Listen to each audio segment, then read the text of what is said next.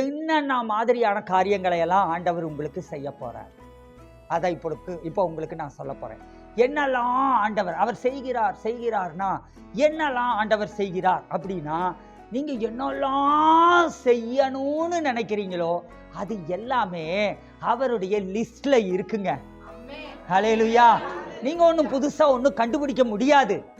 என்னதுங்க, அவர் எனக்கு இதை செய்யணும் அப்படின்னு சொல்லிட்டு நீங்க ஒன்றும் புதுசா நீங்க ஒன்றும் கண்டுபிடிக்க முடியாது.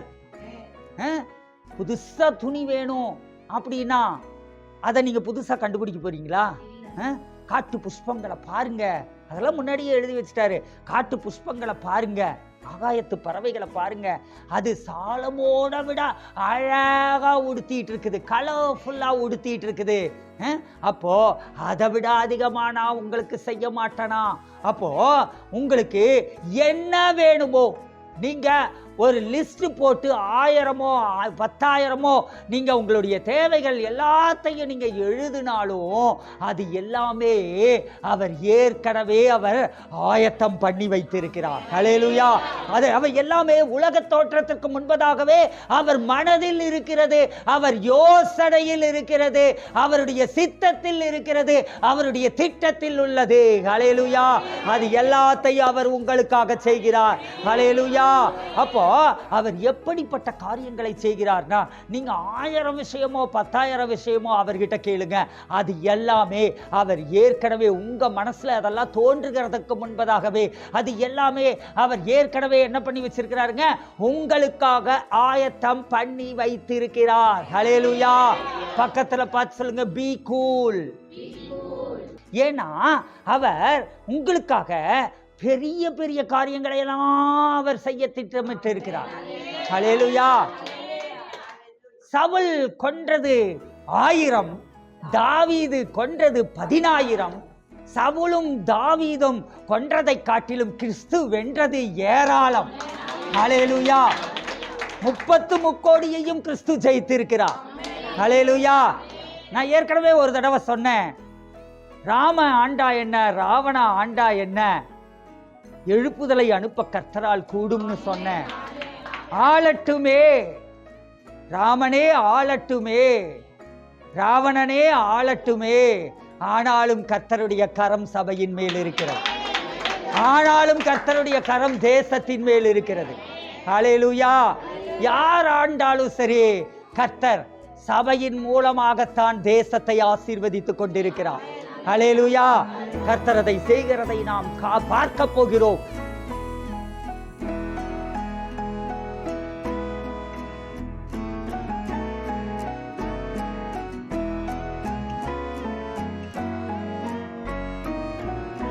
பாருங்க, முதலாவதாக அவர் எப்படிப்பட்ட காரியங்களை செய்கிறார்னா, உனக்காக திட்டம் பண்ணினதை அவர் செய்து முடிக்கிறார். ஹல்லேலூயா. உனக்காக அவர் திட்டம் பண்ணினதை செய்து முடிக்கிறார். யார் அதை திருப்புவான்? ஹல்லேலூயா. ஏசாயா 46:10-11 வாசிங்க பார்க்கலாம். அந்தத்தில் உள்ளவைகளை ஆதி முதற்கொண்டும் இன்னும் செய்யப்படாதவைகளை பூர்வ காலம் முதற்கொண்டும் அறிவிக்கிறேன். என் ஆலோசனை நிலை நிற்கும், எனக்கு சித்தமானவைகளை எல்லாம் செய்வேன் என்று சொல்லி. ஓகே, போதும். இதுல பாருங்க என்ன சொல்றாரு, ஏசாயா 46:10 அந்தத்தில் உள்ளவைகளை. அந்தத்தில் உள்ளவைகள் தான் என்னதுங்க, முடிவில் உள்ளவைகளை இல்லையா? அந்தம் அப்படின்னா என்னது, முடிவில் உள்ளவைகளை. ஆதி முதற்கொண்டும், என்ன அழகா இருக்குது பாருங்களேன். முடிவில் உள்ளவைகளை ஆதி முதற்கொண்டும் அப்படின்னா என்னதுங்க, முடிவில், உங்க வாழ்க்கையின் முடிவில் நடக்க போகிறவைகளை, உலகத்தின் முடிவில் நடக்க போகிறவைகளை, உலக தோற்றத்திற்கு முன்பதாக இருந்தே. ஹல்லேலூயா. ஆதி முதற்கொண்டும் இன்னும் செய்யப்படாதவைகளை, உங்க வாழ்க்கையிலேயோ இந்த பூமியிலேயோ இன்னும் செய்யப்படாதவைகளை பூர்வ காலம் முதற்கொண்டும் அறிவிக்கிறேன். என்ன பண்றாருங்க? அதை அவர் சொல்லுகிறார், என் ஆலோசனை நிலை நிற்கும். ஹல்லேலூயா. உங்க வாழ்க்கையில ஆண்டவர் வைத்திருக்கிற ஆலோசனைகள் நிலை நிற்கும். ஹல்லேலூயா. என் ஆலோசனை நிலை நிற்கும். எனக்கு சித்தமானவைகளை எல்லாம் செய்வேன். எதையெல்லாம் செய்வேன் சொல்றாரு? எனக்கு சித்தமானவைகளை எல்லாம் செய்வேன். பக்கத்துல பார்த்து சொல்லுங்க, கர்த்தருக்கு சித்தமானவைகளை எல்லாம் செய்கிறார். ஹல்லேலூயா. அப்ப அவருக்கு சித்தமானவைகள் எல்லாவற்றையும் அவர் செய்கிறாருங்க. நாம ஆண்டவர்கிட்ட ஜெபிக்கிற ஜெபங்களெல்லாம் என்ன கேட்கிறோம்? சோறு கொடுங்க, தண்ணி கொடுங்க, சீட்டு கொடுங்க, பிரியாணி கொடுங்க, ட்ரெஸ் கொடுங்க, படிப்பு கொடுங்க, ஃபீஸு கொடுங்க, பணம் கொடுங்க, சொந்த வீடு கொடுங்க, சுகம் கொடுங்க, ஆரோக்கியம் கொடுங்க, பலன் கொடுங்க, கல்யாணம் கொடுங்க, பிள்ளை குட்டி கொடுங்க. வேற ஏதாவது நம்ம கேட்கிறோமா? அத்தனை இதுதான் டே டு டே லைஃப்ல நம்மளுடைய தேவைகள் இல்லையா? அப்போ இது எல்லாமே பூர்வ காலம் முழுவதிலிருந்தும் பூர்வ காலத்திற்கு முன்னாடி இருந்தே அவருடைய ஆலோசனைங்க. ஹல்லேலூயா. அது நிலை நிற்கும். ஹல்லேலூயா. பாருங்க, பூர்வ காலத்துல ஆதாம உண்டாக்குனப்பயே அவர் என்னன்ட்டாருங்க? அவனை உண்டாக்குறதுக்கு முன்னாடியே உங்களை பார்த்துட்டாருங்க. அப்படின்னா ஆதாமுடைய சந்ததியில நாம் வருவோம் என்று அவருக்கு தெரியும். அது அவருடைய திட்டம். அவர் திட்டம் பண்ணினார். அப்போ அவர் ஆபிரகாமை பார்த்து என்ன சொன்னாரு? பழுகி பெருகி பூமியை நிரப்பி அதை ஆண்டு கொள்ளுங்கள் அப்படின்னு சொன்னார் இல்லையா? அந்த திட்டத்துக்குள்ள குழந்தை இருக்குதா இல்லையா? குழந்தை இருக்குதுன்னா கல்யாணம் இருக்குதா இல்லையா? கல்யாணம் இருக்குதுன்னா வேலை இருக்குதா இல்லையா? வேலை இருக்குதுன்னா படிப்பு இருக்குதா இல்லையா? படிப்பு இருக்குதுன்னா சோறு இருக்குதா இல்லையா? சோறு இருக்குதுன்னா உணவு, இது ட்ரெஸ் இருக்குதா இல்லையா? அப்போ பின்னாடி இருந்து அப்படியே வந்துகிட்டே இருந்தீங்கன்னா உங்க வாழ்க்கையின் அடிப்படை தேவைகள் அத்தனையும் அதுக்குள்ள வந்து அடங்கியிருதுங்க. ஹல்லேலூயா. அப்போ என் ஆலோசனை நிலை நிற்கும். எனக்கு சித்தமானவைகளை எல்லாம் செய்வேன். ஹல்லேலூயா. அப்போ ஆண்டவர் பழுகி பெருகி பூமியை நிரப்பி அதை ஆண்டு கொள்ளுங்கள்னு சொன்னப்பயே நம்ம வாழ்க்கையின் தேவைகள் அத்தனையுமே ஆண்டவர் என்ன பண்ணிட்டாருங்க? அவருடைய சித்தத்திற்குள் உள்ளடக்கி விட்டார். ஹல்லேலூயா. அந்த சித்தத்தின்படி நமக்கு எல்லாவற்றையும் அவர் என்ன பண்றாருங்க? அவர் கொடுத்து கொண்டே இருக்கிறார். ஹல்லேலூயா. சரி, ஓகே. இப்போ நான் இது உங்களுக்கு, இப்போ நான் சொன்னது உங்களுக்கு. அடுத்து சபைக்கு சொல்றேன். 11ஆம் வசனத்தை வாசிங்க பார்க்கலாம். உராய்ஞ்சுகிற ஒரு பட்சியை கிழக்கில் இருந்தும் என் ஆலோசனையை நிறைவேற்றும் மனுஷனை தூர தேசத்தில் இருந்தும் வரவழைக்கிறவருமாயிருக்கிறேன். அதை சொன்னேன், அதை நிறைவேற்றுவேன், அதை திட்டம் பண்ணினேன், அதை செய்து முடிப்பேன். ஹல்லேலூயா. பாருங்க, உராய்ஞ்சுகிற ஒரு பச்சையை கிழக்கில் இருந்தும் என் ஆலோசனையை நிறைவேற்றுகிற ஒரு மனுஷனை என்ன பண்ணுவேன்? தூர தேசத்தில் இருந்தும் வரவழைத்திருக்கிறேன். ஹல்லேலூயா. வரவழைக்கிறவராய் இருக்கிறேன் அப்படின்னு சொல்றாரு. நம்ம சபை கட்டுறதுக்கு நீங்களாம் ஒரு சிலர் ஜெபிக்கும் போது அப்படி ஜெபிப்பீங்க. என்னன்னு ஜெபம் பண்ணுவீங்க அப்படின்னா, ஆண்டவரே யார் மூலமாவது சகாயம் உண்டாகட்டும் ஆண்டவரே அப்படின்னு ஜெபம் பண்ணுவீங்க. அதே மாதிரி ஆண்டவரே ஒரு மனுஷர் மூலமாக கூட நீங்கள் சந்திங்க ஆண்டவரே அப்படின்னு ஜெபம் பண்ணுவீங்க. ஆனால் எனக்கு என்ன அப்படின்னா, சபை கட்டடம் கட்டுறதை விட ஆத்துமாக்கள் பெருகிறதுல தான் மெயினாக இருக்குது. அதுக்கு சபை கட்டடம் கூட 2ஆம் பட்சமாக தான் தெரியுது. அப்போது ஆத்துமாக்கள் பெருகுனா ஆட்டோமேட்டிக்காக என்ன வந்துருங்க? சபை பொருளாதாரத்தில் வளர்ச்சி அடையும். பொருளாதாரத்தில் வளர்ச்சி அடையும் போது என்ன பண்ண முடியும்? நம்ம சபையை ஈஸியாக கட்ட முடியும். கர்த்தர் யாரோ தூரதேசத்தில் உள்ளவர்களுடைய இருதயங்களில் அவர் பேசுகிறார். ஹல்லேலூயா. சத்தியமாக சொல்கிறேன், என் மனசில் ஏதோ ஒரு மனுஷன் மூலமா ஆண்டவர் கோடிகளில் கொடுத்து நமக்கு ஒரு சர்ச்சை கட்டி கொடுப்பாருன்ட்டு நான் ஒரு நாளும் அதை குறித்து நான் யோசிக்கிறதே கிடையாது. அப்படி நான் கேள்விப்பட்டிருக்கேன், ஊழியக்காரர்கள் சொல்லி நான் கேள்விப்பட்டிருக்கேன். ஆனாலும் என்னவோ அந்த விசுவாசம் எனக்கு வரல. ஆனால் இந்த வசனத்தை பார்த்ததும், இந்த வசனத்தின் மூலமாக ஆண்டவர் பேசினது, நான் அதை விசுவாசிக்கிறேன். எப்படி நான் எங்கள் பாஸ்டருக்கு விசுவாசியாக இருக்கும்போது ஒரு தீர்க்க தரிசனம் சொன்னேனோ, அப்போ நான் சொன்னேன், தூர தேசத்தில் இருந்து வெளிநாட்டில் வெளிநாட்டுல இருந்து வந்து இங்க ஒரு பெரிய மீட்டிங் நடத்துறதுக்கு உங்களை அப்ரோச் பண்ணுவாங்க, உங்க மூலமா ஒரு பெரிய மீட்டிங் நடத்தப்படும்னு சொன்னேன். அப்ப சிஎஸ்ஐ கிரவுண்டே நிரம்பி வழியற அளவுக்கு கூட்டம் உண்டாகக்கூடிய ஒரு மீட்டிங்கை கர்த்தர் ஆயத்தப்படுத்தினார். வெளிநாட்டில இருந்து அமெரிக்காவிலிருந்து ஒருத்தரை கொண்டு வந்து ஆயத்தப்படுத்தினார். அதை எப்படி நான் சொன்னேனோ, அந்த தீர்க்க தரிசனத்தை எப்படி நிறைவேறினதோ அதே மாதிரி இந்த தீர்க்க தரிசனமும் நிறைவேறுகிறது நான் விசுவாசிக்கிறேன். ஹல்லேலூயா.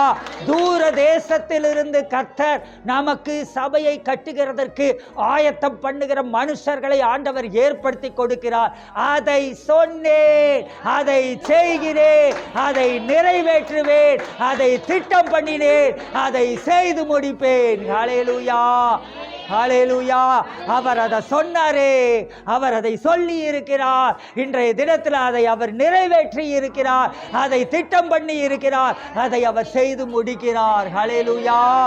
சபைக்காக ஆண்டவர் நமக்கு கோடிகளை கொடுக்கிறார். ஹல்லேலூயா. சத்தமா ஒரு ஹல்லேலூயா, உற்சாகமா ஒரு ஹல்லேலூயா. ஓகே, இப்போ எல்லாரும் கரங்களை உயர்த்தி ஒரு மனப்ப கை கோர்த்துக்கோங்க. பக்கத்தில் இருக்கிறவங்களோட கை கோர்த்துக்கோங்க. கை கோர்த்து எல்லாரும் சேர்ந்து நம்ம ஜெபிக்கலாமா? ஆண்டவரே, உராய்ஞ்சுகிற ஒரு பட்சிய கிழக்கில் இருந்தும் உங்க ஆலோசனைய நிறைவேற்றி சபை கட்டிடத்தை கட்டும்படிக்கு, நிலத்தை வாங்கும்படிக்கு, கட்டிடத்தை கட்டும்படிக்கு மனுஷனை தூர தேசத்தில் இருந்தும் நீர் வரவேற்கிறவராயிருக்கிறீர். அதை நீர் சொல்லி இருக்கிறீர், நீர் அதை நிறைவேற்றுகிறீர், அதை நீர் திட்டம் பண்ணுகிறீர், அதை நீர் செய்து முடிக்கிறீர். ஆண்டவரே, அதற்காக ஸ்தோத்திரம். ஹல்லேலூயா. கரங்களை தட்டி ஆண்டவருக்கு நன்றி செலுத்துவோமா? ஹல்லேலூயா. இந்த வசனங்களை வச்சு ஜெபம் பண்ணுங்க. கர்த்தர் நமக்கு ஒத்தாசை உண்டாக்குகிற தேவனாய் இருக்கிறார். ஹல்லேலூயா. சரி, அடுத்தது, ஆண்டவர் உன்னை உயிர்ப்பிக்கிறார், யார் அதை திருப்புவான்? ஹல்லேலூயா. உயிர்ப்பிக்கிறார் அப்படின்னா ஆண்டவர் உன்னை எழுப்புதல் அடைய பண்ணுகிறார். ஹல்லேலூயா. உன் குடும்பத்தை எழுப்புதல் அடைய பண்ணுகிறார். நாம ரொம்ப நாளா நம்ம ஜெபம் பண்ணிட்டு இருக்கோம், எழுப்புதலுக்காக நாம கூடி ஜெபம் பண்ணிட்டு இருக்கோம். ஆன்லைன்ல எல்லாம் கூட என்ன பண்றோம், நாம எழுப்புதலுக்காக போன வருஷத்துல அந்த லென்ட் டேஸ்ல 40 நாள் எழுப்புதலுக்கான ஜெபம்னு நாம ஜெபம் பண்ணிட்டு இருக்கிறோம். இப்படி நாம பல ஆண்டுகளாக எழுப்புதலுக்காக நாம் ஜெபித்து கொண்டிருக்கிறோம். நம்முடைய சபை 2006 2007 சில மாதங்கள் எழுப்புதலையும் பார்த்தது. 3 மாதங்கள் எழுப்புதலையும் பார்த்தது. எழுப்புதல் வந்த போது கூட்டம் கூட்டமாய் சபைக்கு ஜனங்கள் வந்ததை நாம பார்த்தோம் இல்லையா? அப்போ அது மாதிரி இப்ப நம்ம தொடர்ந்து நாம் ஜெபித்து கொண்டிருக்கிறோம். இப்ப பாத்தீங்கன்னா திடீர்னு ஈரோடு பட்டணத்துல ஒரு பெரிய மீட்டிங் அரேஞ்ச் பண்ணாங்க. ஒரு பெரிய சபையுடைய பாஸ்டர்மாவுடைய இருதயத்துல ஆண்டவர் பேசி இருக்கிறார். ஈரோடு பட்டணத்துல ஒரு பெரிய எழுப்புதல் வர வேண்டும், அதுக்காக ஈரோடு பட்டணத்தில் இருக்கக்கூடிய போதகர்கள் எல்லாரையும் இணைத்து ஒரு நாள் அந்த தரிசனத்தை அவங்களுக்குள்ள உட்புகுத்தி ஒரு ஆராதனையை நடத்தணும்னு சொல்லி ஆண்டவர் பேசி இருக்கிறார். உடனே பெந்தேகோஸ்தே பண்டிகை அப்படின்னு போட்டு அவங்க ஈரோடு மாவட்டத்தில் இருக்கக்கூடிய 10 தாலுக்காவில் இருக்கக்கூடிய எல்லா போதகர்களையும் ஒன்றிணைத்தார்கள். எனச்சு கிட்டத்தட்ட 1000 சபைகள் இந்த ஈரோடு மாவட்டத்தில் மட்டும் இருக்குது. 1000 சபையுடைய போதகர்களும் அவங்களுடைய மனைவிமார்களும் எல்லாரும் கடந்து வந்திருந்தாங்க. அந்த இடமே பெரிய கொண்டாட்டமாக இருந்தது. அங்க கர்த்தருடைய ஆவியானவருடைய அசைவை பார்க்க முடிந்தது. அங்க கர்த்தருடைய ஆவியானவர் ஒரு பெரிய அக்கினியை ஆரம்பித்து வைத்ததை பார்க்க முடிந்தது. ஹல்லேலூயா. அப்போ நீங்க நினைப்பீங்க, ஒரு சிறு கூட்டமா நாம கூடி நாம ஜெபிக்கிறோம், நம்ம நினைப்போம் சிறு கூட்டமாய் கூடி நாம எழுப்புதலுக்காக நாம ஜெபிக்கிறோம். ஜெபிக்கிற போது ஆண்டவர் ஒத்த இருதயம் உள்ளவர்களுடைய இருதயத்தையும் அனல் மூட்டி எழுப்பி அவங்களுக்குள்ளேயும் இந்த பட்டணத்தில் எழுப்புதல் வர வேண்டும் என்று சொல்லி அந்த ஜெபத்தை ஜெபிக்க வைக்கிறார்கள். ஹல்லேலூயா. இப்போ ஈரோடு பட்டணம் முழுவதிலும் என்ன நடந்துட்டு இருக்குதுன்னா, எல்லா பாஸ்டர்ஸுக்குள்ளேயும் அந்த எழுப்புதலுக்கான தாகத்தையும் வாஞ்சையையும் கர்த்தர் போட்டு இருக்கிறார். ஹல்லேலூயா. அடுத்த கட்டமாக ஈரோடு பட்டணத்துல ஒரு பெரிய எழுப்புதல் அது வெடித்து கிளம்ப போகிறது. ஹல்லேலூயா. எழுப்புதலின் நாட்களில் எவ்வன ஜனம் பிறக்கும். ஹல்லேலூயா. எழுப்புதலின் நாட்கள்ல கூட்டம் கூட்டமாய் ஜனங்கள் ரட்சிக்கப்படுவார்கள். இந்த சீசன்ல ஆண்டவர் என்ன செய்கிறார்னா, உன்னை உயிர்ப்பிக்கிறார். அதை தடுப்பவன் யார்? உன்னை, உன் குடும்பத்தை உயிர்ப்பிக்கிறார். அதை திருப்புபவன் யார்? அப்போ உனக்குள்ளும் உன் குடும்பத்திற்குள்ளும் ஒரு பெரிய எழுப்புதலை கொண்டு வருகிறார். அதை தடுப்பவன் யார்? ஹல்லேலூயா. எழுப்புதல் வந்ததுன்னா நீங்க மனோவாஞ்சையோடும் மனோரம்யத்தோடும் கர்த்தருடைய வார்த்தையை கேட்க ஆரம்பிப்பீங்க. ஓடி ஓடி சுவிசேஷத்தை சொல்ல ஆரம்பிப்பீங்க. ஆத்தும ஆதாயம் செய்ய ஆரம்பிப்பீங்க. அற்புத அடையாளங்களை செய்ய ஆரம்பிப்பீங்க. ஹல்லேலூயா. கர்த்தருக்காக வாழ்கிற வாழ்க்கை ஒன்றே உங்களுடைய நோக்கமாயிருக்கும். எழுப்புதலின் நாட்கள்ல உங்க வேலை அதெல்லாம் ஒரு பக்கம் செஞ்சிட்டு இருந்தாலும் ஆண்டவருக்காக ஓடுகிற அந்த வைராக்கியம் உண்டாகும். ஹல்லேலூயா. சரி, ஓகே. ஏசாயா 57:15 வாசிங்க. நித்திய வாசியும் பரிசுத்தர் என்கிற நாமமுள்ளவராகிய மகத்துவம் நித்தியவாசியும் பரிசுத்தர் என்கிற நாமமுள்ளவருமாகிய மகத்துவமும் உன்னதமுமானவர் சொல்லுகிறார். உன்னதத்திலும் பரிசுத்த ஸ்தலத்திலும் வாசம் பண்ணுகிற நான் பணிந்தவர்களின் ஆவியை உயிர்ப்பிக்கிறதற்கும் நொறுங்கினவர்களின் இருதயத்தை உயிர்ப்பிக்கிறதற்கும் நொறுங்குண்டு பணிந்த ஆவியுள்ளவர்களிடத்திலும் வாசம் பண்ணுகிறேன். ஹல்லேலூயா. பாருங்க, அவர் என்ன செய்யறாருங்க? அவர் பணிந்தவர்களின் ஆவியை உயிர்ப்பிக்கிறார். ஹல்லேலூயா. பணிந்தவர்களின் ஆவி அப்படின்னா அவரை பணிந்து கொள்ளுகிறவர்கள், அவரை தொழுது கொள்ளுகிறவர்கள், அவரை வணங்குகிறவர்களுடைய ஆவியை உயிர்ப்பிக்கிறார். அப்படின்னா யாருங்க அதெல்லாம்? விசுவாசிகளுடைய ஆவியில ஒரு எழுப்புதல் உண்டாகிறது. ஹல்லேலூயா. பக்கத்துல பார்த்து சொல்லுங்க, உங்க ஆவியில ஒரு எழுப்புதல் உண்டாகிறது. ஹல்லேலூயா. நீங்க ஏற்கனவே எழுப்புதல்ல தான் இருக்கிறீங்க. ஆனா அப்பப்ப கொஞ்சம் அப்படியே தணிஞ்சு போறீங்க. ஹல்லேலூயா. நம்ம ஏற்கனவே எழுப்புதல்ல இருக்கிறவங்க இதுக்கு மேல ஒரு படி போய் நீங்க அந்த டிரான்ஸ்ஃபர்மேஷனுக்குள்ள கடந்து போகிறீர்கள். ஹல்லேலூயா. மறுரூபத்திற்குள்ளாக நீங்கள் கடந்து போகிறீர்கள். ஹல்லேலூயா. பக்கத்துல இருக்கிறவங்களை கையை பிடிச்சு சொல்லுங்க பார்க்கலாம், ஆவிக்குரிய எழுப்புதல் உங்களுக்குள்ளயும் உங்க குடும்பத்துக்குள்ளயும் உங்க வீட்டுக்குள்ளயும் உங்க வீதியிலையும் நீங்க வேலை செய்கிற இடத்துலயும் ஒரு பெரிய ஆவிக்குரிய எழுப்புதல் உண்டாகிறது. ஹல்லேலூயா. எத்தனை பேர் இதை எதிர்பார்க்கிறீர்கள்? கடைசி நாட்களில் மாம்சமான யாவர் மேலும் என் ஆவியை ஊற்றுவேன். ஹல்லேலூயா. கர்த்தருடைய ஆவியானவர் இப்பொழுது ஊற்றப்பட்டுக் கொண்டிருக்கிறார். கர்த்தருடைய வல்லமை இப்பொழுது ஊற்றப்பட்டுக் கொண்டிருக்கிறது. அவருடைய மகிமை இறங்குகிறது. அவருடைய உயிர்ப்பிக்கிற வல்லமை இறங்குகிறது. அந்த உயிர்ப்பிக்கிற பிரசன்னம் உங்களை மூடுகிறது. ஹல்லேலூயா. கரங்களை உயர்த்தி ஆண்டவரிடத்துல சொல்லுங்க, ஆண்டவரே என் ஆவியை உயிர்ப்பிக்கிறேன். என்னுடைய குடும்பத்தில் உள்ளவர்களுடைய ஆவியை உயிர்ப்பிக்கிறேன். நான் பார்க்கிறவர்களுடைய ஆவியை உயிர்ப்பிக்கிறீர். என் பட்டணத்தை உயிர்ப்பிக்கிறீர். என் தேசத்தை உயிர்ப்பிக்கிறீர். ஒரு பெரிய எழுப்புதல் உண்டாகிறது. ஹல்லேலூயா. பாருங்க, பணிந்தவர்களின் ஆவியை உயிர்ப்பிக்கிறதற்கும் நொறுங்கினவர்களின் இருதயத்தை உயிர்ப்பிக்கிறதற்கும். ஹல்லேலூயா. நொறுங்குண்டவர்களும் நொறுங்குண்டதும் நறுங்குண்டதுமான இருதயத்தை அவர் புறக்கணியார். ஹல்லேலூயா. நொறுங்கினவர்களின் இருதயத்தை உயிர்ப்பிக்கிறதற்கும் நொறுங்குண்டு பணிந்த ஆவியுள்ளவர்களிடத்திலும் வாசம் பண்ணுவேன். ஹல்லேலூயா. அப்ப அவர் என்ன செய்கிறாருங்க? நம்ம வாழ்க்கையில ஒரு பெரிய எழுப்புதலை உண்டாக்கி கொண்டே இருக்க போகிறார். அந்த எழுப்புதல் வந்தா நீங்க என்னெல்லாம் எனக்கு இல்ல வேணும்னு சொல்லிட்டு இருக்கீங்களோ, எனக்கு இது இல்லை இது வேணும்னு சொல்லிட்டு இருக்கீங்களோ, அது எல்லாம் நீங்க உங்களுக்குள்ள எழுப்புதல் வந்தா ஆட்டோமேட்டிக்காவே அது தானாக வந்து விடுகிறது. ஹல்லேலூயா. ஏன்னா எழுப்புதலின் நாட்கள்ல உங்க கவனம் பூரா ஆண்டவர் மேல இருக்கும். அப்போ அவருடைய வார்த்தையின் மேல இருக்கும். உங்க விசுவாசத்தில் வல்லவர்களாய் இருப்பீர்கள். அப்போ எழுப்புதலோட நீங்க இருக்கிறப்போ உலகம், மாம்சம், பிசாசு உங்களை அடிமைப்படுத்த முடியாது. ஹல்லேலூயா. இந்த உலகம், மாம்சம், பிசாசு உங்களை அடிமைப்படுத்த முடியாம இருக்கிறதுனால அப்போ உங்க ஆவி எப்பொழுதும் உயிர் மீட்சியுள்ளதாக, அது மறுமலர்ச்சியுள்ளதாக, அது வாசனையுள்ளதாக, அது எப்பொழுதும் ஃப்ரெஷ்ஷா இருக்கக்கூடிய ஒரு ஆவியாக இருக்கு. அப்படி இருக்கிறதுனால என்ன ஆயிருதுங்க, உங்களுக்குள்ள அந்த எழுப்புதல் தீ பற்றி எரிந்து கொண்டே இருக்குது. அப்படி எரிந்துகிட்டே இருக்கிறதுனால உங்களுடைய தேவைகள் எல்லாம் சந்திக்கப்பட்டு விடுகிறது. ஹல்லேலூயா. உங்களுக்கு என்ன வேணுமோ எல்லாம் கிடைச்சிருது. ஹல்லேலூயா.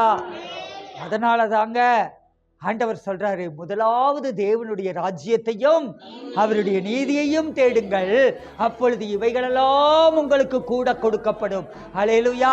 அப்ப அவருடைய ராஜ்யத்தை தேடுகிற அந்த மனப்பான்மையை உண்டாக்குறதுக்கு தான் அவர் என்ன செய்யறாருங்க, நம்முடைய ஆவியை அவர் உயிர்ப்பிக்கிறார். ஹல்லேலூயா. பக்கத்துல பார்த்து சொல்லுங்க, ஆண்டவர் உங்களுக்குள்ள எழுப்புதலை கொடுத்து விட்டார், உங்க ஆவியை உயிர்ப்பிக்கிறார். யார் அதை திருப்ப முடியும்? யார் அதை தடுக்க முடியும்? இதுவரையில ஆவிக்குரிய வாழ்க்கையில விழுந்து விழுந்து எந்திரிச்சிங்களா? ஜபத்துல விழுந்து விழுந்து எந்திரிச்சிங்களா? பைபிள் படிக்கிறதுல விழுந்து விழுந்து எந்திரிச்சிங்களா? சர்ச்சுக்கு வர்றதுல விழுந்து விழுந்து எந்திரிச்சிங்களா? பாவத்துல விழுந்து விழுந்து எந்திரிச்சிங்களா? அந்த தடுமாற்றத்தை மாற்றுகிற உயிர்ப்பிக்கிற வல்லமை இன்றைக்கு உங்கள் மேல் இறங்கி இருக்கிறது, உங்களுக்குள் எழும்பி இருக்கிறது. அதை திருப்புகிறவன் யார்? ஹல்லேலூயா. பாருங்க, அந்த உயிர்ப்பிக்கிற வல்லமை உங்களுக்குள்ள வந்துருச்சு. உங்க ஆவி, ஆத்மா, சரீரம், குடும்பம், பொருளாதாரம் எல்லா காரியத்திலையும், உங்க பிசினஸ், வேலை எல்லா காரியத்திலையும் ஒரு உயிர்ப்பிக்கிற வல்லமை வந்து அது உயிர்ப்பித்திருச்சு. இப்போ மனுஷனோ பிசாசோ ஏன் நீங்களே கூட அதை தடுக்க முடியாது, திருப்ப முடியாது. ஹல்லேலூயா. நீங்க விசுவாசிக்க வேண்டியதெல்லாம் இந்த சீசன்ல எனக்குள்ளும் என் குடும்பத்திற்குள்ளும் ஒரு ஆவிக்குரிய உயிர்ப்பித்தலை கர்த்தர் கொடுத்திருக்கிறார்னு சொல்லிக்கிட்டே இருங்க. என் கணவருக்குள்ள ஆவிக்குரிய உயிர்ப்பித்தல் உண்டாகி இருக்கிறது, மனைவிக்குள்ள ஆவிக்குரிய உயிர்ப்பித்தல் உண்டாகி இருக்கிறது, பிள்ளைகளுக்குள்ள, இப்படி எல்லாருக்காகவும் சொல்லிக்கிட்டே இருங்க. அப்போ அவர்கள் ரட்சிக்கப்படாதவர்களாய் இருந்தால் கூட அதை திருப்புகிறவன் யார்? அந்த உயிர் மீட்சியை திருப்புகிறவன் யார்? ஹல்லேலூயா. அவங்களுக்குள்ள ரட்சிப்பு வந்துரும், அவங்களுக்குள்ள பரிசுத்தம் வந்துரும், அவங்களுக்குள்ள ஆசீர்வாதம் வந்துரும், அவங்களுக்குள்ள கீழ்ப்படிதல் வந்துரும், அவங்களுக்கு வேண்டிய எல்லாமே வந்துரும். ஹல்லேலூயா. உங்க விசுவாசத்துல தாங்க எல்லாமே இருக்கு. ஹல்லேலூயா.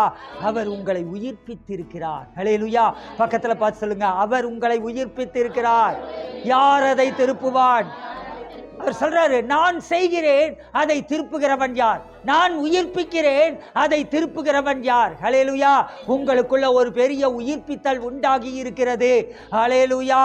ஆன்லைன்ல பார்த்து கொண்டிருக்கிறவர்கள் உங்களுடைய சிறப்பான காணிக்கைகளை நீங்கள் இந்த ஊழியத்தில் விதைக்கலாம். கர்த்தர் பெரிய தரிசனங்களை எங்களுக்கு கொடுத்திருக்கிறார். நீங்கள் உங்கள் கரங்களை எங்களோடு கூட இணைத்து கொள்ளுகிற போது நீங்களும் தேவனுடைய ராஜ்யத்தை கட்டுகிற பணியில ஒரு பங்காளராக நீங்கள் செயல்படுகிறீர்கள்.